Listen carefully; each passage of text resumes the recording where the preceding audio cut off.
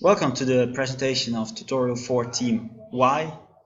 We're going to talk about this week's question, and this is: what is the role of the network structure for learning and competition among suppliers? We're going to be talking about the article by Dyer and the article of Wilhelm.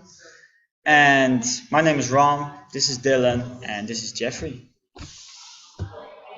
Well, okay. Okay, so the case is both cases are based on Toyota. So Toyota is a prime example of how to create and manage a successful knowledge sharing network. Toyota truly believes that it's just not just a slogan, but they're all true believers in the Toyota brand. So the Toyota Group uses Kaizen activities, and these are used as an ongoing process of improvement. The company culture, which pervades the CEO to the desk clerk, and this gives a most rapid diffusion of lean production techniques, which has occurred throughout the whole Toyota network. And Toyota is also recognized as a leader in continuous learning improvements, and it's the most effective at knowledge sharing activities. We have two different types of explicit knowledge and tacit knowledge. So explicit knowledge is defined as an easy codifiable knowledge that is transmitted without loss of integrity once the syntactical rules required are known. However, tacit knowledge, know-how, or sticky knowledge is complex information.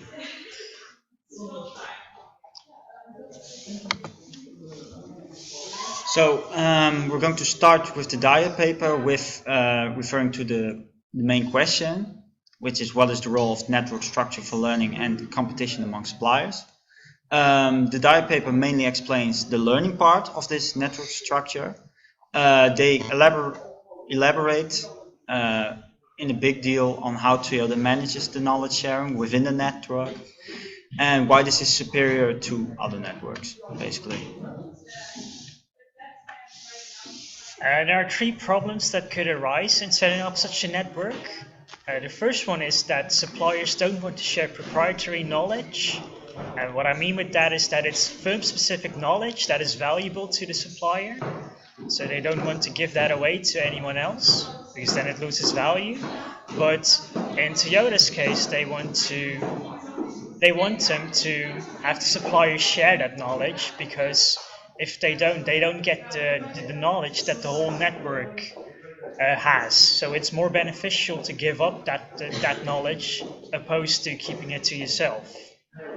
The second problem is the free rider problem, which basically entails that a supplier could say, yes, I'm going to give you some knowledge, and in return I'm going to get other knowledge from you. But it could happen that the supplier only gets the knowledge from Toyota and then just exits the whole relationship.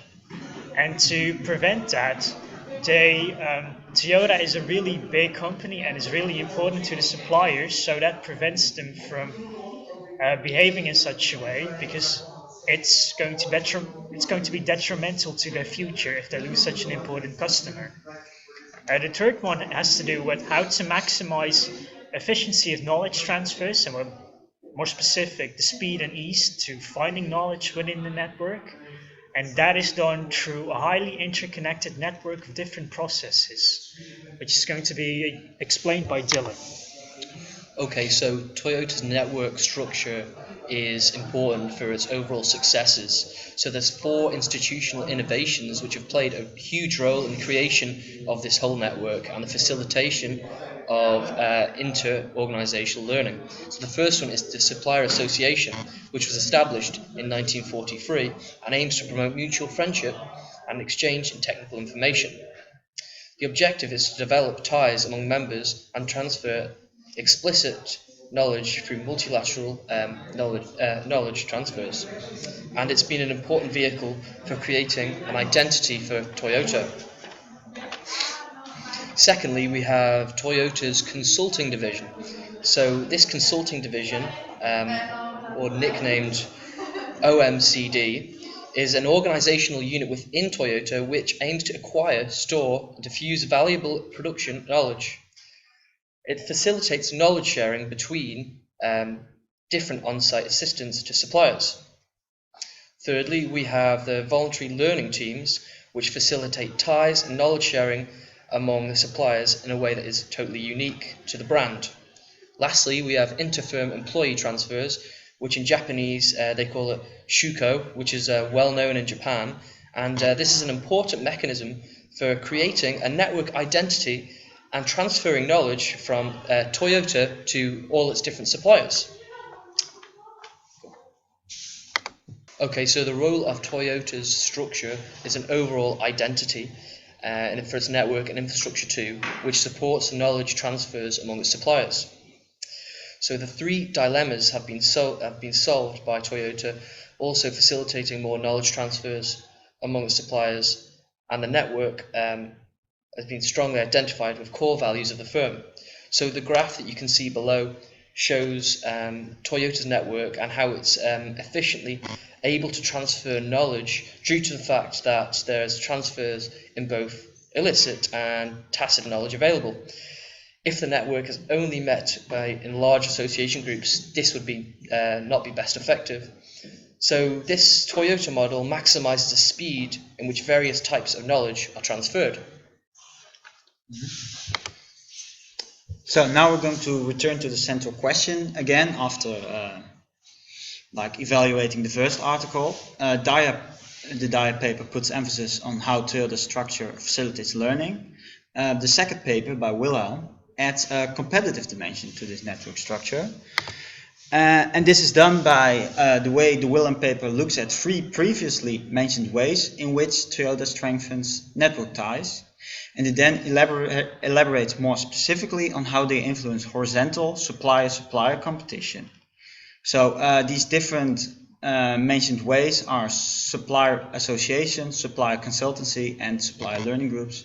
And Jeffrey is going to talk about them some more. So the supplier association, it's a meeting where suppliers meet face to face and bond with each other, so they know who they are. What is important in the supply association is that there is an importance in the seating position, as in there's a Toyota speaker at a podium, and the closer a supplier's their seat is next to the speaker, the more important they are deemed. So it creates a sort of ranking. This one is more important than the other. This results in first-order transparency, which eliminates market anonymity and enhances face-to-face rivalry, which means that if you know who your rivals are, you are going to be more competitive to be better than them. There's more incentive to be better than them. So the event becomes a vehicle to enhance vertical and horizontal ties, but it also creates competitive horizontal ties between suppliers.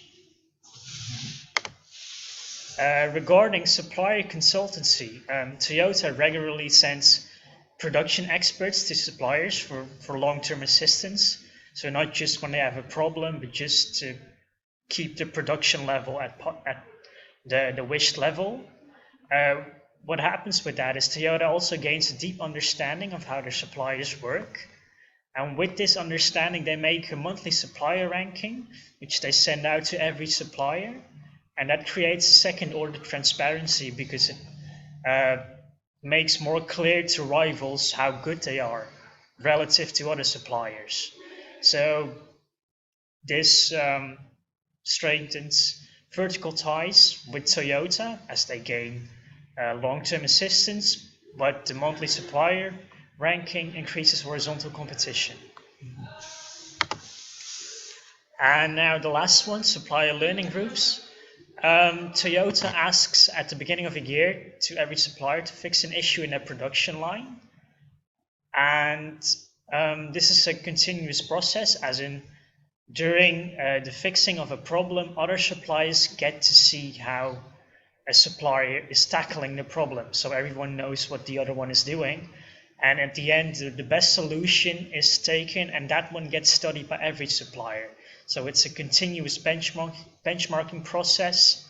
You consistently know what the other supplier is capable of, what they're good at, what they're not good at, what can you monetize on, what do you have to work on. So it's not only collaborating, but they also get to have hands-on experiences between the differences in performance through the supplier learning groups. Yes. So we now have come to our final conclusion, to the central question. Well, we think that the role of the network structure for learning and competing among suppliers mainly depends on, in the case of Dyer, learning is enhanced by Toyota's network structure and its solution of the problems, which means that they have created this sort of network which optimizes learning both for them, for Toyota themselves, and for their suppliers and partners. And in the Wilhelm paper, we think that it is more a duality between learning and competition among the suppliers of Toyota. But still, this network of Toyota is crucial in this kind of force field and in the managing of these horizontal supplier-supplier links. Basically, and these are then again important for the network and Toyota and the success of Toyota. So this was our presentation. We hope you enjoyed it, and ciao.